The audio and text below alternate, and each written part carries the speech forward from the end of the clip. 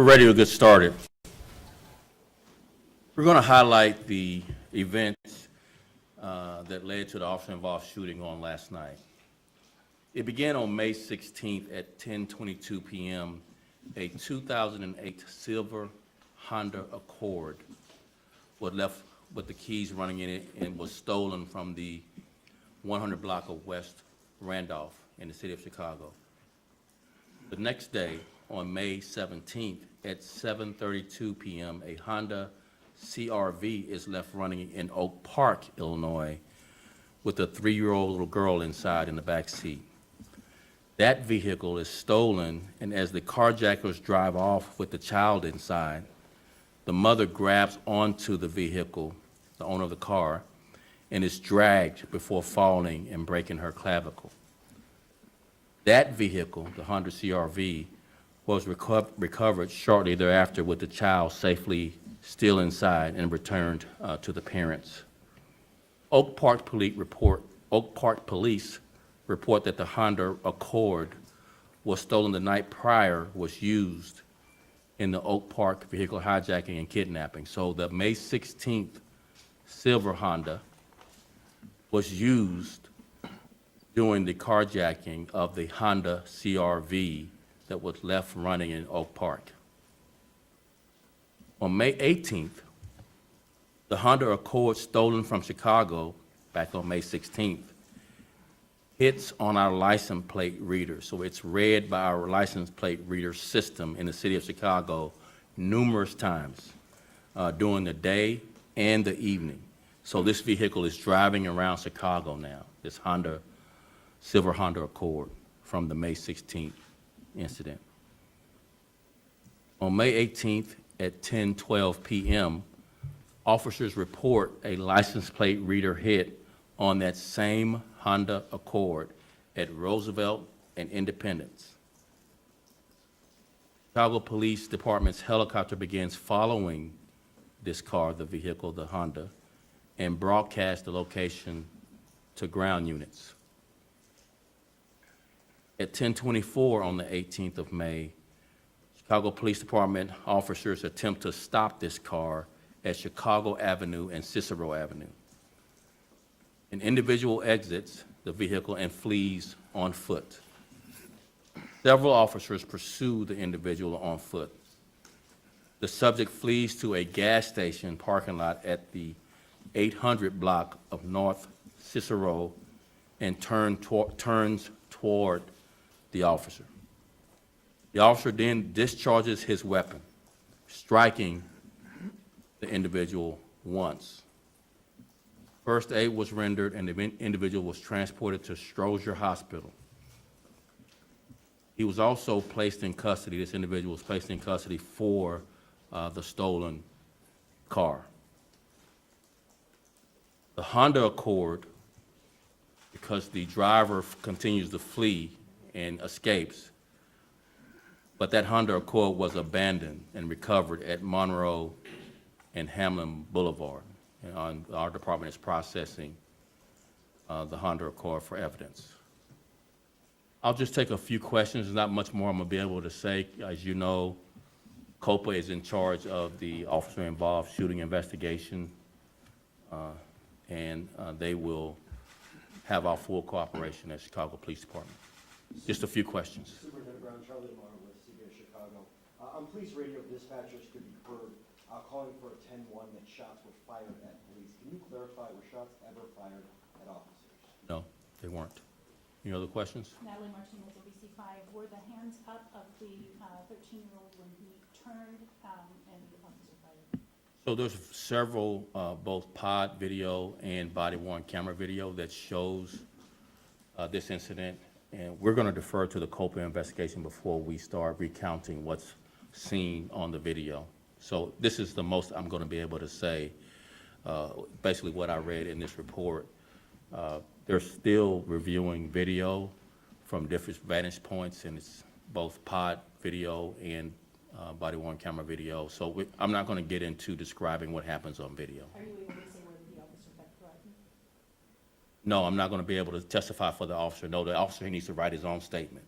Yes, ma'am. Superintendent Brown, listening to ABC7, where was the 13-year-old shot? We don't know for sure. He's still being treated in the hospital. So, as you know, when someone's shot, their entrance and exit wounds can look similar. So we'll defer to medical personnel on what they believe are entry wounds and what they believe are exit wounds. But is the police narrative that he was turned and was facing the officer when the officer fired? So the police didn't give a narrative. I just read and recounted exactly what our statement is. It's just recounting step by step what we know happened. The investigation will reveal what the officer testifies to. Hospital personnel, doctors will reveal entrance and exit wounds. And so we're gonna just not answer questions that we don't know. We're not gonna speculate. This investigation will reveal the facts. COPA will do a thorough investigation with our department's full support. Yes. Can you tell us can you give us any information about the officer that fired his or her weapon, part of the vehicular identity task force, how many years on the force, anything like that? We're not gonna release that right now, but we'll release that soon. Thank you. Yes. Is there anything in general that you want to speak to when it comes to police pursuing a suspect and that suspect making a sudden movement? Because we saw last summer, I believe, the Adams Toledo case, that was very different. He did have a weapon on him that was dropped. But anything you'd like to say to young people on the street who are being pursued and trying to be apprehended, just the way they interact with your officers? So it's really important to take this as a separate standalone case and not begin making generalizations that can be conflated with this case. So I'm going to be very careful not to make generalizations that may or may not be applied by you or others to mean that happened in this case. So I'm just going to defer that question. Yes, Nate? Nate Rogers, Fox 32. So there's what some would argue disturbing video circulating of officers moving the victim, or not, excuse me, not the victim, but the 13-year-old that was shot from one location, I guess a couple feet to the other. Question, is that within policy? Should those officers have moved that body, or I'm sorry, that person, the 13-year-old? Then the second question, do you all have any evidence that this 13-year-old, even though he was allegedly found in the vehicle, was he connected to those crimes in Oak Park? You don't know that. So I'm going to take the first question first. So you do see on the video, I'm going to comment a little bit about that because that's out in the public space. People see that on video and need an explanation. So officers believe they likely struck those gas pumps. That's right there, as you know, where this incident happened. And we're concerned that that might be inflamed or because of the bullet strike might burst into flames. And so they moved, according to what we know now, they moved the young man away from what might have been combustible gas pumps based on the firing being in that direction of the gas pumps. What was your second question? Second question is about the 13-year-old. Do we know if he had any affiliation with, even though he was in the vehicle allegedly, was he involved in those crimes in terms of Oak Park? And We're continuing that investigation, but preliminary evidence is pointing toward his involvement. that he was involved in? Was involvement, preliminary evidence. We're still continuing to investigate, but preliminary evidence points to he was involved. Yes, last question. Yeah, Oh, you had a follow-up, so last question, then I'll get your follow-up, and then that'll be it. Thank you. Can you say whether this foot chase was within policy? That's part of the investigation that COPA is going to do, whether or not we follow all of our policy, not just the deadly force policy, but also the foot pursuit policy. Last question, So yes. follow up on that, can you clarify for us what the CPD policy is for foot pursuits? What do you mean what it is? What is CPD's official? So there's a balancing test that the officers have to consider when deciding to pursue someone on foot. And that balancing test weighs a couple of things. One, dangers to the general public, dangers to the officer, dangers to the offender. And that balancing test has to weigh whether or not continuing to pursue is the appropriate decision based on does it make the officers or the offender less safe or the community less safe. And so it's a pretty detailed policy. We've talked about this for extensively. So I don't think the public has any concerns about knowing what the policy is. It's just, I know there's been some consternation about having a foot pursuit policies, but they've been in place in law enforcement for, a decade and a half. and we continue to be able to fight crime and catch offenders with foot pursuit policies. I just want to clear, I'm sorry, you used the word pursuit.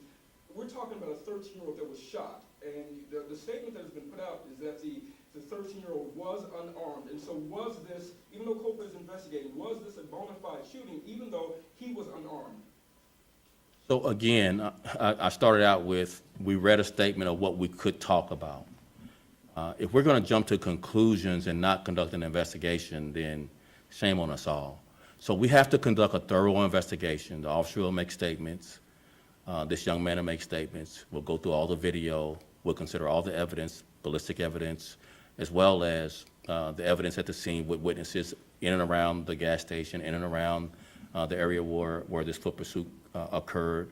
We'll back up and interview people associated with the 2 carjackings as well. So there's a lot of evidence, a lot of work that needs to be done.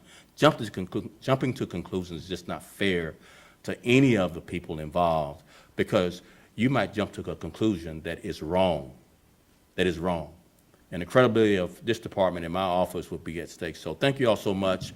We covered as much as we could.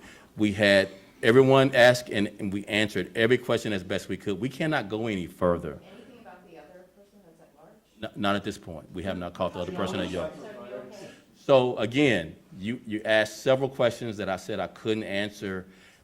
If you have other questions, instead of shouting it out to me and have me walk away, we'll get with you offline. We have a comms team that'll tell you the same thing I just told you. So we can only go so far with answering questions with a deadly force investigation, and we cannot draw conclusions to an investigation that just started last night.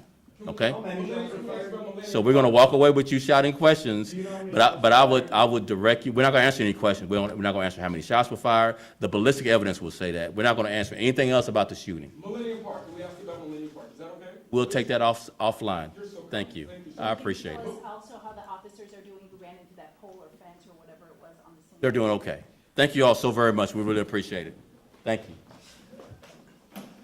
Thank you. Millennium